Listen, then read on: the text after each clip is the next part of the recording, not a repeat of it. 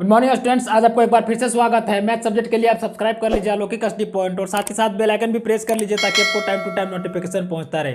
Students, आज हम लोग बहुत इंपॉर्टेंट टॉपिक पढ़ने वाले हैं और वो इंपॉर्टेंट टॉपिक आपका है अलजेब्रिक एक्सप्रेशन, जिसको हिंदी में बोलते हैं हम लोग बीजीय व्यंजक। स्टूडेंट्स, ये इंपॉर्टेंट इतना है कि आप बेसिक चीज़ों से लेकर के अगर हायर लेवल तक मैं बताऊंगा, फंडामेंटल कॉन्सेप्ट से लेकर के आपको एकदम हायर लेवल तक बताऊंगा। और इसमें से हम लोग एक एक चीज़ को जानेंगे।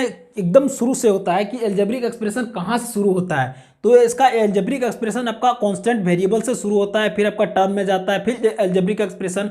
उसके बाद उसमें हम लोग पढ़ेंगे लाइक अनलाइक क्या होता है, कोफिशिएंट क्या होता है, प्रोडक्ट क्या होता है, फैक्टर क्या होता है। फिर हम लोग पढ़ेंगे टाइप ऑफ यानी कि अलजेब्रिक एक्सप्रेशन क्या होता है। उसमें आपका जो टाइप ऑफ अलजेब्रिक एक्सप्रेशन है उसमें आपका मोनोमियल होता है, बायोनोमियल होता है, ट्राइनोमियल होता है, मल्टीनोमियल होता है, फिर आपका पॉलिनोमियल्स होता है। ये हम लोग सारा डिटेल से पढ़ेंगे। स्टूडेंट्स, यही खत्म नहीं होता है, इसके अलावा आपका और है। इसमें आपका है addition of polynomials, subtraction of polynomial, multiplication of polynomials, फिर डिवीजन ऑफ पॉलिनोमियल्स। स्टूडेंट्स, बस इतना ही नहीं, एडिशन ऑफ पॉलिनोमियल्स में भी आपको अलग अलग टाइप है ना। तो ये हम लोग कितना डिटेल से पढ़ेंगे वो आप पूरे वीडियो को देखिएगा तब आपको समझ में आएगा। इसलिए पूरे वीडियो को आप पूरे जी जान के साथ में देखिएगा, एकदम ध्यान से देखिएगा आपको सारा कुछ समझ में आएगा। स्टूडेंट्स, आइए हम लोग तो लेट ना करते हुए हम लोग एक एक चीज़ को समझने का कोशिश करते हैं और एकदम स्टार्टिंग पॉइंट से पढ़ते हैं, एकदम आराम से ध्यान से पढ़ते हैं हम लोग। और अब ध्यान से देखिए कि इसमें जो मैं एक एक रूल से लिया हूँ, है ना, rule number 1, rule number 2, rule number 3, इस तरह से करके मैं बता रहा हूँ। तो आप अलग अलग रूल को जो है वो नोट करते जाइए, आपको सारा कुछ क्लियर होते जाएगा। तो मैं फर्स्ट नंबर में आज फर्स्ट रूल ले रहा हूँ, उसमें आपका है कांस्टेंट और वेरिएबल क्या है। स्टूडेंट्स, कांस्टेंट का मतलब होता है चर और वेरिएबल का मतलब होता है अचर। ये हिंदी में होता है ना। कांस्टेंट और वेरिएबल का डिफाइन कर रहा है कि ये symbols in which algebraic having fixed value is called constant. और वही चीज कर रहा है कि where is a symbols which can be given और असाइंड या varied numbers of value is called या वेरिएबल।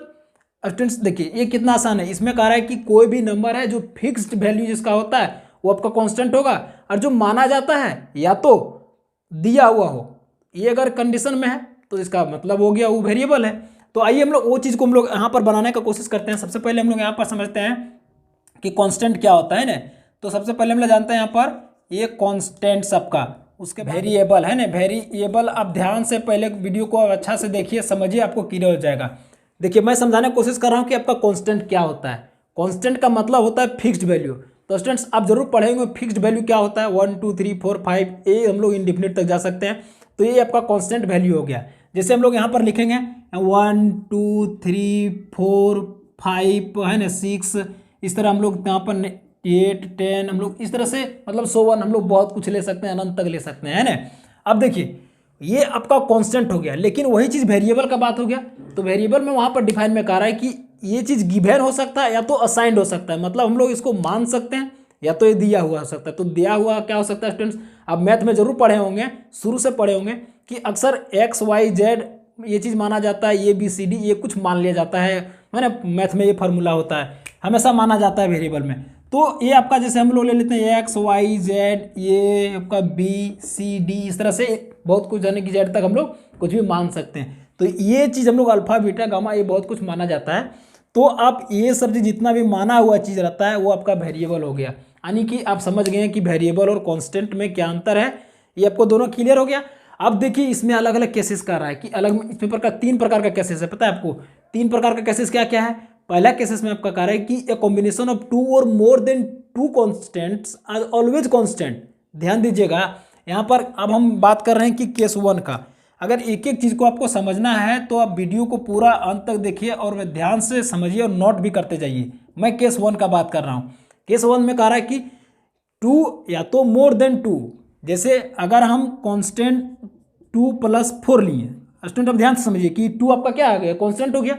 ये आपका 4 क्या हो गया, ये भी कांस्टेंट हो गया। अगर दोनों को प्लस कर देते हैं तो आपका क्या होगा, ये 6 होगा। ये जो आ रहा है इसका रिजल्ट जो हो रहा है ना, जो हम लोग को इम्पैक्ट इसका मिल रहा है, ये क्या मिल रहा है आपका कांस्टेंट में ही मिल रहा है। तो वही तो आपका केस 1 का रहा है। अगर हम सपोज हम लोग यहाँ पर 4 - 2 ले लेंगे तो इसको सब्ट्रैक्ट करेंगे तो ये भी आपका कांस्टेंट ही आएगा। अगर आप मल्टीप्लाई करके देख लीजिए 4 × 2 करेंगे तो ये आएगा, ये भी आपका कांस्टेंट हो गया।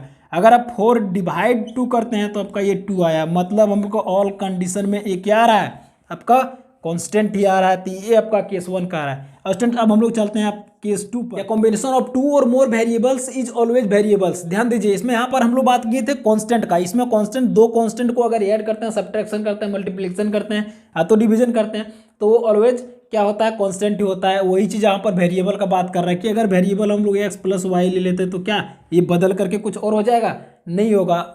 ये दोनों वेरिएबल है तो ये भी वेरिएबल में रहेगा एक्स प्लस वाई। हाँ, इसको हम लोग चाहेंगे तो वाई प्लस एक्स हम लोग इस तरह से लिख सकते हैं, है ना। ये प्लस में है इसलिए, माइनस में हम लोग ऐसा नहीं कर सकते हैं। तो ये आपका हो गया वेरिएबल, यानी कि दो वेरिएबल को हम लोग प्लस किए तो वेरिएबल ही हुआ। अगर दो वेरिएबल को हम लोग अगर यहाँ पर माइनस करते हैं तो वो वही रहेगा, एक्स माइनस वाई ही रहेगा। सब क्लियर। अब हम लोग यहाँ पर x अगर हम लोग मल्टीप्लाई y का बात करते हैं तो x इंटू वाई ये वेरिएबल में ही रहेगा। आपको अच्छी तरह समझ में आ रहा होगा। अगर x बटे वाई यानी कि x बटे वाई का मतलब होता है डिवाइड, इसको हम लोग इस तरह से भी लिख सकते हैं, x divide y equal to हो गया आपका x डिवाइड वाई ही रहेगा, है ना। ये वेरिएबल में ही रहेगा, ये कांस्टेंट नहीं हो सकता है, नेवर कांस्टेंट। तो ये आप केस 2 में समझ गए हैं स्टूडेंट्स। आप ध्यान दीजिए, आप केस 3 में, अब केस 3 में क्या कह रहा है कि कॉम्बिनेशंस ऑफ वन और मोर कांस्टेंट्स एंड वन और two variables is always variable. अगर एक या तो एक से अधिक कांस्टेंट को जोड़ेंगे और उसमें वेरिएबल को अगर जोड़ेंगे तो वो ऑलवेज वेरिएबल ही रहेगा, कांस्टेंट नहीं हो सकता है। क्लियर। देखिए हम लोग अब थोड़ा यहाँ पर समझ लेते हैं कि ये आपका कांस्टेंट यानी केस 3 क्या कह रहा है। केस 3 में आपका यही है कि सपोज आप एक कांस्टेंट को लिए, इसमें एक वेरिएबल को मिला दिए, क्या ये आपका कांस्टेंट होगा, नहीं होगा। कांस्टेंट का मतलब होता है कि सिर्फ यानी कि कोई आपका नंबरिंग डिजिट होना चाहिए 1 2 3 4 5 इस तरह, उसमें से एक्स वाई जेड नहीं होना चाहिए, तो ये आपका हो गया कांस्टेंट। लेकिन जब उसमें हम लोग वाई को ऐड कर दिए तो वो आपका वेरिएबल में बन गया। तो वही कह रहा है कि एक या तो एक से अधिक अगर जोड़ेंगे तो भी वो वेरिएबल ही रहेगा, कांस्टेंट नहीं हो सकता। जैसे देखिए ये हम लोग एक एक टर्म को लिए, 2 यहाँ पर एक नंबर लिए और ये एक वेरिएबल ले लिए, ये दोनों को जोड़े तो ये वेरिएबल ही रहा।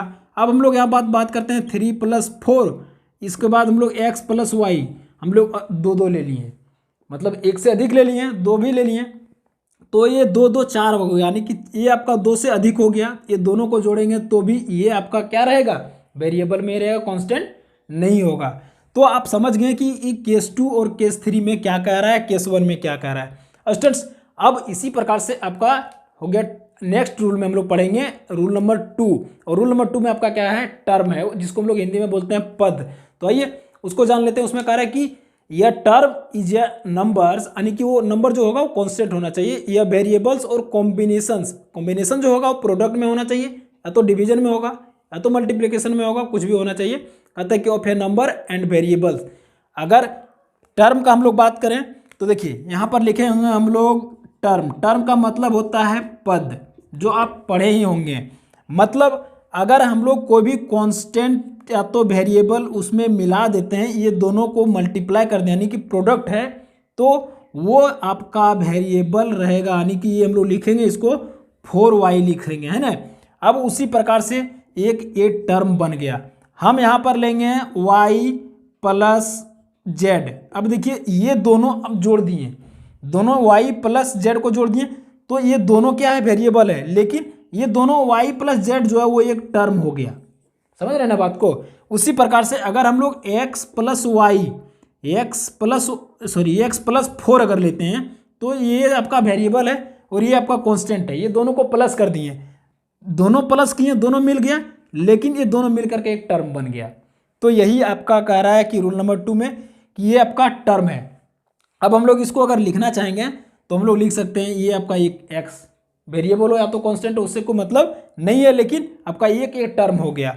उसी प्रकार से अगर कांस्टेंट और वेरिएबल दोनों मिल गया तो ये आपका एक टर्म हो गया। क्लियर। यहाँ पर हम लोग लेंगे अगर यहाँ पर 5 + y तो ये भी आपका टर्म हो जाएगा। अगर हम लोग लें यहाँ पर z इंटू हम लोग 3 ले लेते हैं, यानी कि 3z हो जाएगा, ये इंटू करेंगे तो क्या होगा, 3z होगा, तो ये आपका टर्म हो गया।